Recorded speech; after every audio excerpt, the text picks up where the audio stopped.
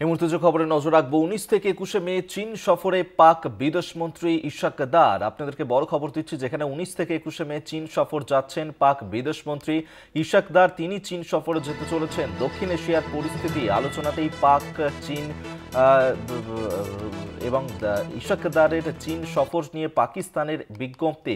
ভারত পাক সংঘাতের পর এই আলোচনা কতটা গুরুত্বপূর্ণ হতে চলেছে সেই নিয়েই কিন্তু জোর জল্পনা চলেছে। অত্যন্ত গুরুত্বপূর্ণ হতে চলেছে এই সফর, যেখানে ইশাক দার তিনি এবার চীনে যেতে চলেছেন। পাক বিদেশমন্ত্রী 19 থেকে 21 মে তিনি চীনে যাবেন। চীন সফরে থাকছেন পাক বিদেশমন্ত্রী ইশাক দার। এবং বর্তমান যে পরিস্থিতি, সেই পরিস্থিতিতে চীন সফর অত্যন্ত তাৎপর্যপূর্ণ বলেই কিন্তু মনে করা হচ্ছে। 19 থেকে 21 মে চীন সফরে পাক বিদেশমন্ত্রী ইশাক দার। আমরা এই নিয়েই কথা বলবো। এই মুহূর্তে আমাদের সঙ্গে টেলিফোনে রয়েছেন আমাদের মুখ্য রাজনৈতিক বিশ্লেষক জয়ন্ত ঘোষাল। আপনার কাছে যে বিষয়টা জানতে চাইবো, যে এই বর্তমান পরিস্থিতিতে চীন সফরে যেতে চলেছেন পাক বিদেশমন্ত্রী ইশাক দার, কতটা তাৎপর্যপূর্ণ হতে চলেছে এই সফর? এই বৈঠকটা অভিক খুবই তাৎপর্যপূর্ণ। তার কারণটা হচ্ছে যে পাকিস্তান যেহেতু এখন কোণঠাসা এবং ভারতের যেভাবে আক্রমণের মুখে পড়ে, যেভাবে 4 দিনের একটা অঘোষিত যুদ্ধে পাকিস্তানের অবস্থা শোচনীয় হয়ে গেছে, এখন এই অবস্থায় পাকিস্তানকে যদি এখন বাঁচতে হয়, এবং যেভাবে আক্রমণাত্মক ভঙ্গিমায় ভারত বুঝিয়ে দিয়েছে যে এর পরেও কিন্তু এই যুদ্ধটা হয়ে যাওয়ার পরেও কিন্তু ভারত সব রকম ভাবে তৎপর থাকছে। এমন নয় যে পাকিস্তানের সঙ্গে আবার আলোচনার পথে ভারত যেতে চাইছে। তার কারণ পাকিস্তানকে আর কোনোভাবেই ভারত বিশ্বাস করতে পারছে না, এবং তার জন্য পাকিস্তানই দায়ী। এখন চীন এবং পাকিস্তানের একটা অক্ষ আজ নয়, বহু বছর ধরে এটা রয়েছে। এমনকি 71 সালে যখন যুদ্ধ হয়েছিল, যখন বাংলাদেশ সার্বভৌম রাষ্ট্র গঠন হলো, তখনও কিন্তু চায়না পাকিস্তানকে সাপোর্ট করেছিল, ইন্দিরা গান্ধীকে সাপোর্ট তো করেনি। এবং চায়না তখন বাংলাদেশের যে সার্বভৌম আলাদা রাষ্ট্র হয়ে যাওয়া, পূর্ব পাকিস্তান আলাদা হয়ে গেল, সেটাকেও সমর্থন করেনি। সুতরাং হিস্টোরিক্যালি ঐতিহাসিক ভাবে কিন্তু চায়না পাকিস্তান একটা অক্ষ। যদিও এবার যখন যুদ্ধ হলো, তখন চায়না একটা বিবৃতি দিয়ে বলেছিল যে পাকিস্তান আমার পুরনো বন্ধু, কিন্তু সত্যি সত্যি কিন্তু চায়নার কিছু অস্ত্র ওরা ব্যবহার করছে, কেননা চায়নার অস্ত্র অনেকদিন থেকে কিনেছে।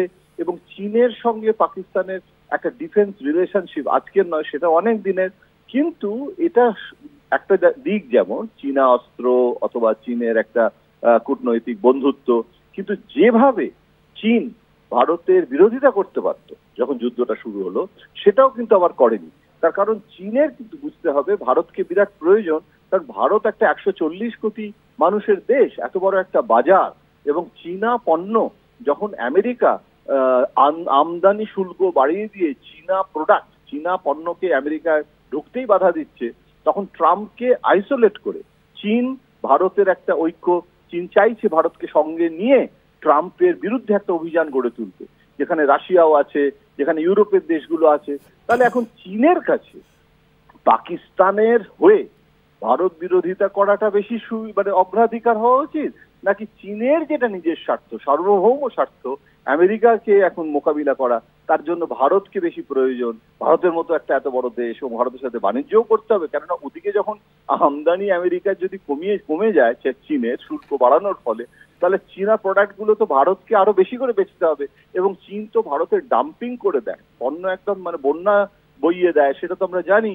এখন এই পরিস্থিতিতে পাকিস্তান এই যে চীনের কাছে যাচ্ছে, কার্যত ভিক্ষা চাইতে যাচ্ছে, কার্যত বলছে যে দয়া করো, হে চীন, আমাদের দেখো আমরা মরে যাচ্ছি, ভারতকে সামলাও, এবং দরকার হলে ভারতকে বোঝাও যাতে আমাদের সাথে যা হয়ে গেছে, নরেন্দ্র মোদীকে ঠান্ডা করার জন্য তোমার সাহায্য একান্তভাবে প্রয়োজন। কিন্তু এগুলো ঠিক এইভাবে সফরের মধ্যে দিয়ে তো সবসময় কার্য হাসিল করা যায় না।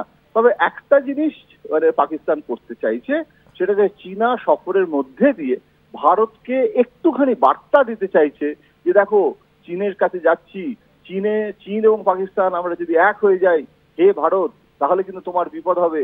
দুদিক থেকে যুদ্ধ যদি হয়, দুদিক থেকে তোমার যুদ্ধ করতে হবে, একদিকে কাশ্মীরের ফ্রন্টে, আর একদিকে তোমার অরুণাচল ফ্রন্টে। চীন আর পাকিস্তান যদি একসাথে লড়াই হয়, আবার বাংলাদেশও তো সঙ্গে জুটেছে এখন। সুতরাং এই বার্তাটা দিতে চাইছে এবং এটা সাহায্যটা চাইছে, কিন্তু এখানে ভারতের দিক থেকে কোনো রকম হেলদোল হচ্ছে না অভিক। যেখানে নিউক্লিয়ার ব্ল্যাকমেলিং এর কাছে ভারত ভয় পেল না এবারে, সেখানে যুদ্ধ চালালো, সেখানে একটা সফর দিয়ে, আর যাই হোক ভারতকে ভয় পাওয়ানো যাবে না অভিক। এখানেই জয়ন্তদা আরেকটা বিষয় আপনার কাছে জানতে চাইবো, কিছুদিন আগেই আমরা দেখতে পাচ্ছিলাম চীনের তরফ থেকে অরুণাচলের বেশ কয়েকটা অংশের নামকরণ তারা করছিল, নিজেদের বলে দাবি করছিল, এবং অন্যদিকে পাকিস্তান এর তরফ থেকে এই মুহূর্তে চীন সফরে করা হচ্ছে। পাকিস্তান চীনের মধ্যেও সুসম্পর্ক রয়েছে, সেক্ষেত্রে চীন ঠিক কি কোন ভূমিকা এক্ষেত্রে নিতে পারে? চীন কি কোনোভাবে পাকিস্তানের পাশে দাঁড়াতে পারে এক্ষেত্রে? চীন পাকিস্তানের সাথে ঝগড়া করবে না, চীন পাকিস্তানের পাশে যেরকম ছিল সেরকমই থাকবে। কেননা চীন মানে এটাই কূটনীতির মজা, অর্থাৎ অনেকগুলো স্তর থাকে সম্পর্কে। অর্থাৎ চীন পাকিস্তানের সাথে বন্ধুত্বটাকে রাখলে ভারতের ওপরও তো চাপ থাকবে একটা।